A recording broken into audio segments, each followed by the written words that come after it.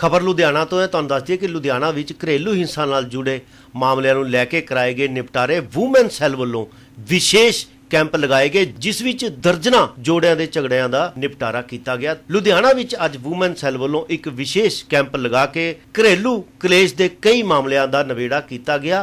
जिन्हां मामलों दे विच नवेड़ा नहीं हो रहा सी, उन्हां नूं लैके FIR दर्ज की गई। इस दौरान लुधियाना दे पुलिस कमिश्नर सने लुधियाना के सीनियर पुलिस अफसर मौके ते मौजूद रहे अते लगातार वध रहे अजिहे मामलों के निपटारे संबंधी कैंप ला के दोवां धिरां नूं समझाया गया अते उन्हां दी विशेष तौर ते काउंसलिंग भी करवाई गई।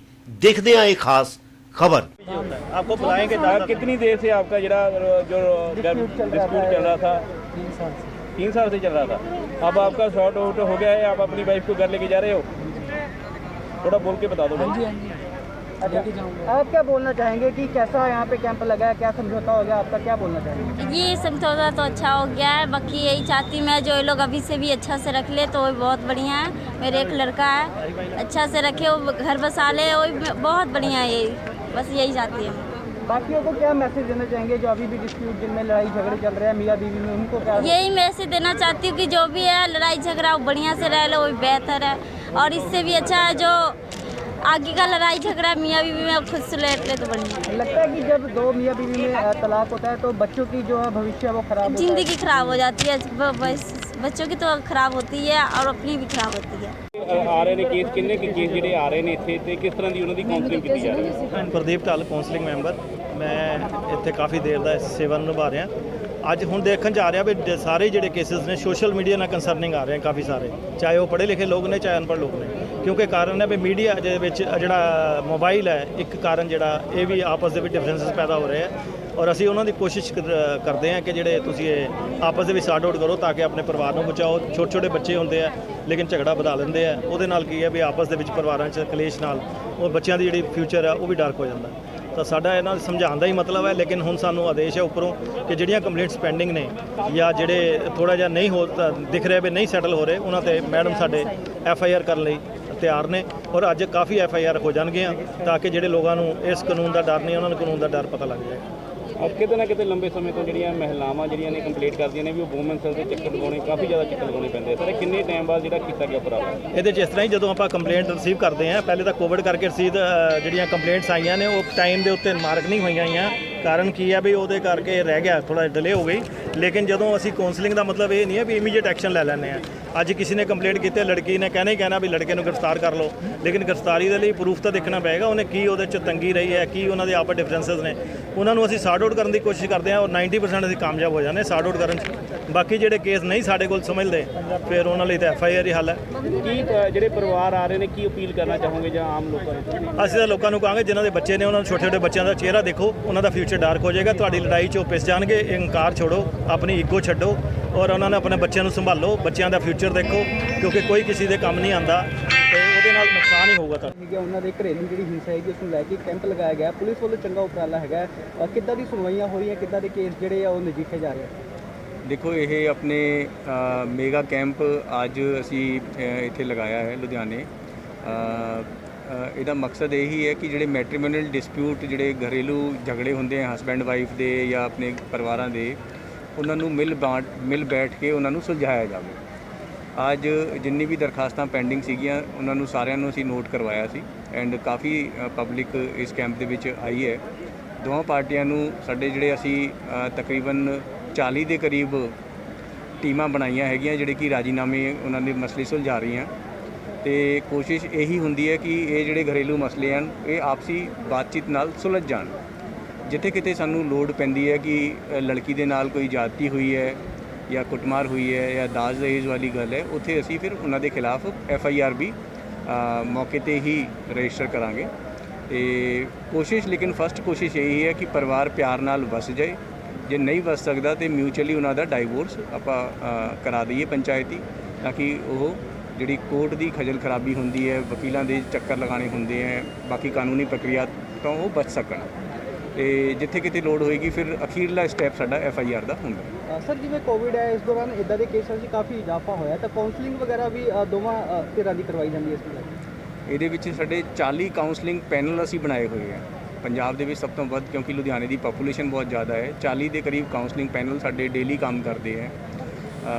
ਅੱਜ ਦੇ ਦਿਨ ਉਹ ਸਾਰੇ ਹੀ ਪਬਲਿਕ ਜਿਨ੍ਹਾਂ ਦੇ ਕੇਸਿਸ ਪੈਂਡਿੰਗ ਸੀਗੇ ਉਹਨਾਂ ਨੂੰ ਅਸੀਂ ਬੁਲਾਇਆ ਹੈ। ਕੋਵਿਡ ਦੇ ਦੌਰਾਨ ਕੁਝ ਕਿਉਂਕਿ ਬੰਦੇ ਘਰ ਦੇ ਅੰਦਰ ਹੀ ਸੀਗੇ, ਹਸਬੈਂਡ ਵਾਈਫ ਦੇ ਜਿਹੜੇ ਮਨਮੁਟਾਵ ਸੀਗੇ ਉਹ ਵੱਧ ਗਏ ਸੀ, ਇਸ ਕਰਕੇ ਕੁਝ ਇਜ਼ਾਫਾ ਇਹਨਾਂ ਸੰਖਿਆ ਦੇ ਵਿੱਚ ਜਿਹੜੀ ਕੰਪਲੇਂਟਸ ਹੈ ਉਹਨਾਂ ਦੇ ਵਿੱਚ ਹੋਇਆ ਹੈ।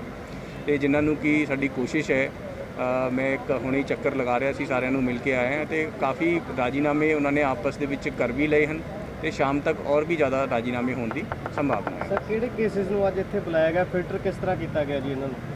ਇਹਨਾਂ ਨੂੰ ਫਿਲਟਰ ਤਾਂ ਇਹ ਹੈ ਕਿ ਜਿਹੜੀ ਵੀ ਦਰਖਾਸਤ ਨੂੰ 1 ਮਹੀਨੇ ਤੋਂ ਵੱਧ ਸਮਾਂ ਹੋ ਗਿਆ ਸੀ, ਉਹਨਾਂ ਸਾਰਿਆਂ ਨੂੰ ਅੱਜ ਅਸੀਂ ਇੱਥੇ ਬੁਲਾਇਆ ਹੈ ਜੋ ਪੈਂਡਿੰਗ ਸੀਗੀਆਂ, ਤਾਂ ਕਿ ਉਹਨਾਂ ਦਾ ਮੌਕੇ 'ਤੇ ਹੀ ਅਸੀਂ ਨਿਪਟਾਰਾ ਕਰ ਸਕੀਏ। ਸਰ ਤੁਹਾਡੇ ਵੱਲੋਂ ਕਪਲਸ ਨੂੰ ਕੀ ਅਪੀਲ ਹੈਗੀ ਹੈ ਐਜ਼ ਅ ਪੁਲਿਸ ਕਮਿਸ਼ਨ ਦੇ? ਦੇਖੋ, ਇਹ ਪਰਿਵਾਰ ਨੂੰ ਸਾਂਭ ਕੇ ਰੱਖਣਾ ਇੱਕ ਬੜਾ ਅਹਿਮ ਕੰਮ ਹੈ ਔਰ ਬਹੁਤ ਜ਼ਰੂਰੀ ਕੰਮ ਹੈ।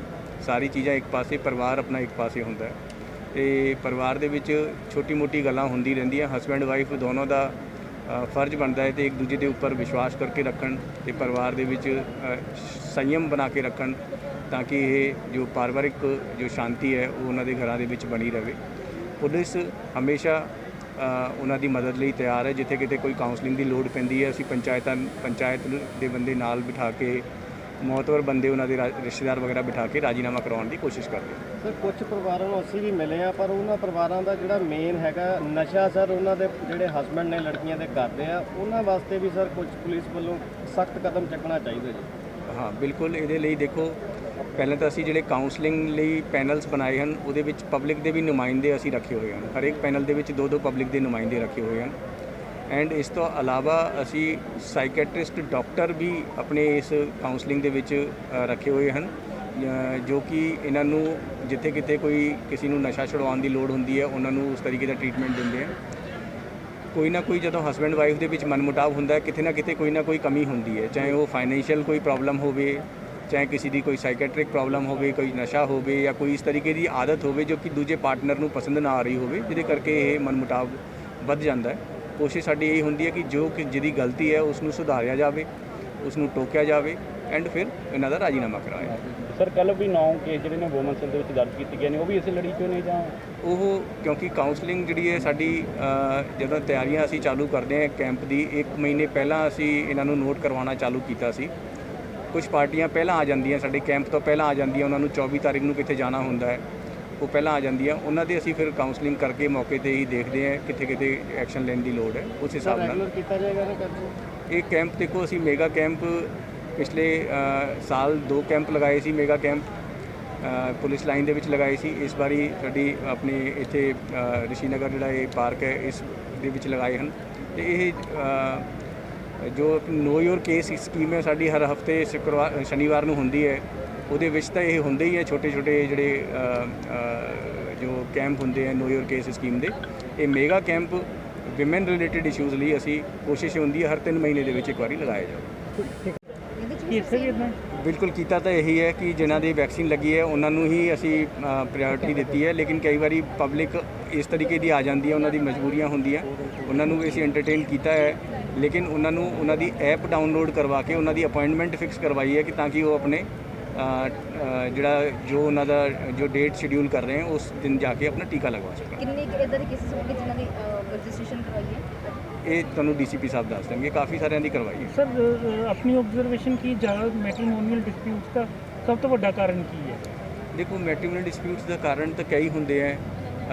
ਇਕਨੋਮਿਕ ਕੰਡੀਸ਼ਨਸ, ਕਈ ਵਾਰੀ ਐਕਸਪੈਕਟੇਸ਼ਨਸ, ਇੱਕ ਪਾਰਟਨਰ ਦੀ ਦੂਜੇ ਪਾਰਟਨਰ ਪ੍ਰਤੀ ਐਕਸਪੈਕਟੇਸ਼ਨ ਜ਼ਿਆਦਾ ਹੁੰਦੀ ਹੈ, ਇਕਨੋਮਿਕ ਰੀਜ਼ਨਸ ਹੁੰਦੇ ਹਨ, ਫੈਮਿਲੀ ਮੈਂਬਰਸ ਦੀ ਕਈ ਵਾਰੀ ਇੰਟਰਫੇਰੈਂਸ ਦੂਜਿਆਂ ਦੀ ਹੁੰਦੀ ਹੈ, ਤੇ ਕਈ ਵਾਰੀ ਉਹਨਾਂ ਦਾ ਜਿਹੜਾ ਈਗੋ ਪ੍ਰੋਬਲਮਸ ਹੁੰਦੀ ਹੈ ਪਾਰਟਨਰਸ ਦੇ ਵਿੱਚ, ਕਈ ਵਾਰੀ ਉਹਨਾਂ ਦਾ ਬ੍ਰੌਟ ਅਪ ਡਿਫਰੈਂਟ ਹੁੰਦਾ ਹੈ। ਇਹ ਕਾਫੀ ਸਾਰੇ ਰੀਜ਼ਨਸ ਹੁੰਦੇ ਜਿਨ੍ਹਾਂ ਨੂੰ ਕਿ ਅਸੀਂ ਬੈਲੈਂਸ ਆਊਟ ਕਰਕੇ ਉਹਨਾਂ ਦਾ ਰਾਜੀਨਾਮਾ ਕਰਾਉਣ ਦੀ ਕੋਸ਼ਿਸ਼ ਕਰਦੇ। ਲਾਕਡਾਊਨ 'ਚ ਪੈਟਰਨ ਚੇਂਜ ਹੋਇਆ, ਰੀਜ਼ਨਸ ਜਿਹੜੇ ਹੈ ਉਹਨਾਂ ਦੇ? ਰੀਜ਼ਨਸ ਤਾਂ ਦੇਖੋ ਇਹ ਹੈ ਕਿ ਲਾਕਡਾਊਨ ਦੇ ਵਿੱਚ ਕਿਉਂਕਿ ਸਾਰਾ ਪਰਿਵਾਰ ਇੱਕੋ ਹੀ ਛੱਤ ਦੇ ਥੱਲੇ ਰਹਿ ਰਿਹਾ ਸੀ ਤੇ ਉਹਨਾਂ ਦੇ ਫਿਰ ਜਦੋਂ ਇੱਕੋ ਹੀ ਜਗ੍ਹਾ ਅਸੀਂ ਜ਼ਿਆਦਾ ਟਾਈਮ ਰਵਾਂਗੇ ਤੇ ਉੱਥੇ ਮਨਮੁਟਾਵ ਨੇਚਰਲੀ ਵੱਧ ਜਾਣਾ ਹੈ ਤੇ ਉਸ ਕਰਕੇ ਹੁੰਦਾ ਹੈ। ਲੇਕਿਨ ਕਿਉਂਕਿ ਹੁਣ ਲਾਕਡਾਊਨ ਸਲੋਲੀ ਖਤਮ ਹੋ ਗਿਆ ਹੈ ਤੇ ਉਹ ਜਿਹੜੀ ਪ੍ਰੋਬਲਮ ਸੀਗੀਆਂ ਉਹ ਧੀਰੇ ਧੀਰੇ ਦੂਰ ਹੋ ਰਹੀ ਹੈ। ਸਰ ਨਾਲ ਹੀ ਇੱਥੇ ਕੀਤਾ ਜਾ ਰਿਹਾ ਹੈ। हाँ वो भी जिन्हों के राजीनामे कोई इस तरीके का म्यूचुअल डाइवोर्स हो जाता उन्होंने सामान है वो फिर अपनी पुलिस और पंचायत जी उन्होंने होंगी है मौतवर बंदे उन्होंने थ्रू